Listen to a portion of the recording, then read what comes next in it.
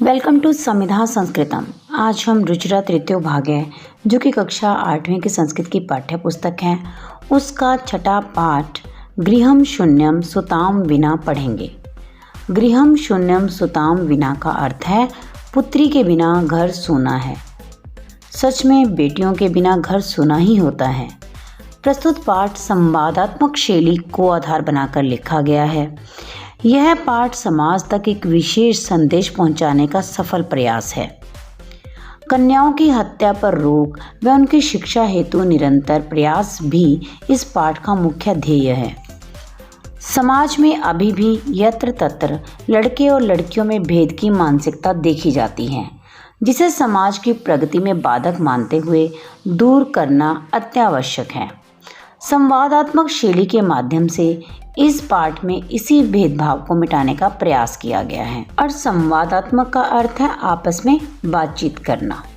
पाठ का हिंदी अनुवाद समझना और आसान हो जाता है जब हमें पाठ के सार के विषय में पता हो। हमें यह पता हो कि इस पाठ में क्या चर्चा की गई है। तो चलिए हम इस पाठ को हिंदी में समझ लेते हैं। पहले प्रस्तुत पाठ में मुख्यतः 3 पात्र हैं, शालिनी, माला और राकेश। राकेश की पत्नी का नाम है माला और राकेश की बहन का नाम है शालिनी। एक और पात्र भी है जिसका नाम है अंबिका, जो कि राकेश की 3 वर्षीय पुत्री है। तो इस प्रकार से कुल 4 पात्र हैं। इस पाठ का सार इस प्रकार से है। शालिनी गर्मी की छुट्टियों में पिता के घर आती है। सभी प्रसन्न मन से शालिनी का स्वागत करते हैं, परंतु उसकी भाभी उसे उदास दिखाई देती है। शालिनी अपनी भाभी से पूछती है कि भाभी, तुम चिंतित लग रही हो, निश्चय ही सब कुशल हैं? माला, जो कि शालिनी की भाभी है, वह शालिनी से कहती है कि हाँ शालिनी, मैं ठीक ठाक हूँ। तुम्हारे लिए क्या लेकर आऊँ? तुम ठंडा पानी पियोगी या चाय? शालिनी कहती है कि अभी तो उसे कुछ नहीं चाहिए, रात में सभी साथ में भोजन करेंगे। भोजन के समय माला की मन की स्थिति स्वस्थ प्रतीत नहीं हो रही थी, परंतु वह मुख से कुछ नहीं बोली। राकेश अपनी बहन शालिनी से कहता है कि बहुत अच्छी बात है कि जो तुम आ गई हो। आज ही मेरे कार्यालय में एक महत्वपूर्ण गोष्ठी है, अचानक ही निर्धारित हुई है। आज ही माला की डॉक्टर के साथ अपॉइंटमेंट है, यानी कि मिलने का समय निर्धारित हुआ है। तुम माला के साथ डॉक्टर के पास चली जाओ और उनकी सलाह के अनुसार जिस प्रकार वे कहें वैसा करो। शालिनी कहती है, क्या हुआ है भाभी को? भाभी ठीक तो है? मैं कल से देख रही हूँ कि भाभी स्वस्थ प्रतीत नहीं हो रही है। राकेश कहता है, चिंता का विषय नहीं है, तुम माला के साथ जाओ, रास्ते में वह तुम्हें सब बता देगी। माला और शालिनी दोनों डॉक्टर के पास जाते हुए बात करते हैं। शालिनी अपनी भाभी से पूछती है कि क्या हुआ भाभी, क्या समस्या है?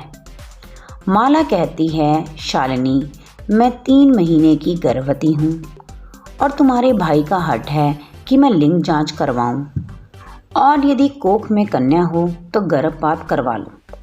मैं बहुत बेचैन हूँ, परंतु तुम्हारे भाई बात ही नहीं सुनते। शालिनी कहती है, क्या भाई की ऐसी सोच है? भाई ऐसा सोचते हैं? यदि कन्या है तो क्या वो वध के योग्य है? यह तो निंदनीय कार्य है। तुम विरोध क्यों नहीं करती हो? वह तुम्हारे शरीर में स्थित शिशु के वध के बारे में कैसे सोच सकते हैं और तुम चुप हो? अभी चलो, लिंग जांच की कोई आवश्यकता नहीं है। भाई जब घर आएंगे तो मैं बात करूंगी। शाम के समय भाई आता है। हाथ पैर धोकर, वस्त्र बदलकर पूजा घर की ओर जाकर दीप प्रज्वलित करता है तथा माँ भवानी की स्तुति करता है। उसके बाद चाय पान के लिए सभी एकत्रित होते हैं। राकेश, माला, तुम डॉक्टर के पास गई थी? क्या कहा उसने? माला चुपचाप ही खड़ी रहती है। तभी उसकी 3 वर्षीय पुत्री अंबिका खेलती हुई पिता की गोद में आकर बैठ जाती है और अपने पिता से चॉकलेट मांगती है। राकेश अंबिका को प्यार करते हैं, उसे चॉकलेट देकर गोद से उतार देते हैं। फिर से माला की ओर प्रश्नसूचक दृष्टि डालते हैं। शालिनी यह सब देखकर उत्तर देती है। शालिनी, भाई तुम क्या जानना चाहते हो? उसकी कोख में पुत्र है या पुत्री, यही जानना चाहते हो ना? किस लिए? 6 मास उपरांत तो सब स्पष्ट ही हो जाएगा। समय से पूर्व किस लिए प्रयास कर रहे हो जानने का? राकेश, बहन तुम तो जानती ही हो, अंबिका हमारे घर में पुत्री रूप में है। अब एक पुत्र की आवश्यकता तो है। शालिनी, तो कोख में पुत्री हो तो मरवाने योग्य है क्या? तेज स्वर में, तुम हत्या का पाप करने जा रहे हो। राकेश, नहीं, हत्या तो नहीं। शालिनी कहती है, तो किस लिए यह घृणित कार्य है? सब भूल गए, हमारे पिता ने कभी पुत्र और पुत्री में कोई भेद नहीं किया है। वह सर्वदा मनुस्मृति में अंकित पंक्ति का उदाहरण देते थे। क्या उदाहरण देते थे? कि जो हमारी आत्मा है वह पुत्र है और पुत्र के समान ही पुत्री है। तुम भी सुबह शाम देवी की स्तुति करते हो, फिर किस लिए सृष्टि को उत्पन्न करने वाली शक्ति का अपमान कर रहे हो? तुम्हारे मन में ऐसी कुत्सित वृत्ति पैदा हुई, यह सोचकर मैं चिंतित हूँ। तुम्हारी शिक्षा व्यर्थ हो गई। बहन शालिनी द्वारा कड़े शब्दों में की गई प्रताड़ना भाई को सही रास्ते पर ले आती है तथा उसे अपनी गलती का एहसास करवाती है। राकेश, बहन रुको रुको, मैं अपना अपराध स्वीकार करता हूँ और मैं लज्जित हूँ। अब से मैं कभी भी ऐसा निंदनीय कार्य सपने में भी नहीं करूँगा। जिस प्रकार अंबिका मेरे हृदय के संपूर्ण स्नेह की अधिकारिणी है, उसी प्रकार से आने वाला शिशु भी स्नेह का अधिकारी होगा, चाहे पुत्र हो या पुत्री।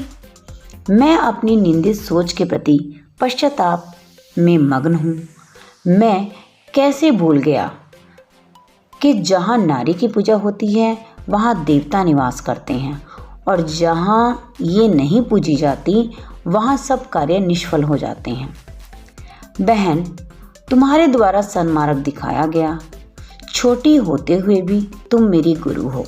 शालिनी कहती है कि अब पश्चाताप ना करो, तुम्हारे मन का अंधकार दूर हो गया है। यह प्रसन्नता का विषय है।